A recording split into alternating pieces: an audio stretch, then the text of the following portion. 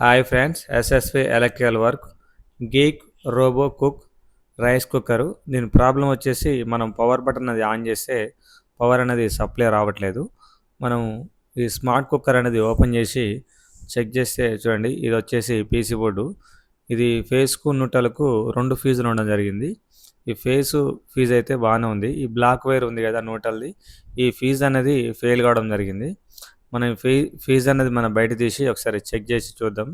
రెండు వైపులా కట్ చేసి ఫీజు అనేది మనం బయట ఒకసారి సిరీస్ బోర్డులో పెట్టి చూద్దాం. ఈ పెద్దగా ఉన్న ఫీజు వచ్చేసి మనం కొత్తగా వేసే ఫీజు. ఈ చిన్నగా ఇప్పుడు ఉన్నది కదా రైస్ కుక్కర్కు కట్ చేసిన ఫీజు. ఈ కొత్త ఫీజుకు సిరీస్ బల్బ్ అయితే ఓకే ఉంది. పాత ఫీజుకు పెడితే కంటిన్యూటీ అనేది రావట్లేదు.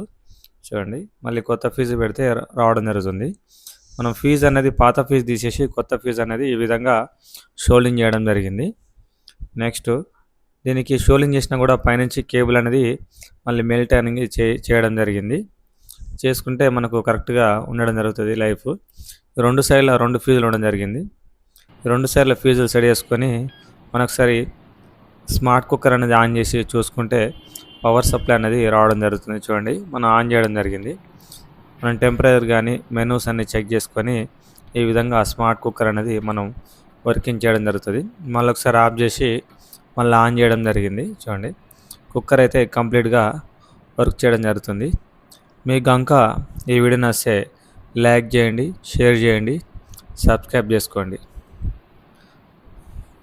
ఈ వీడియోలో చూపించినట్టుగా మీరు కుక్కర్ యొక్క ఫీజు అనేది మార్చుకుంటే సేమ్ మళ్ళీ యాజ్ టీజ్గా వర్క్ చేయడం జరుగుతుంది.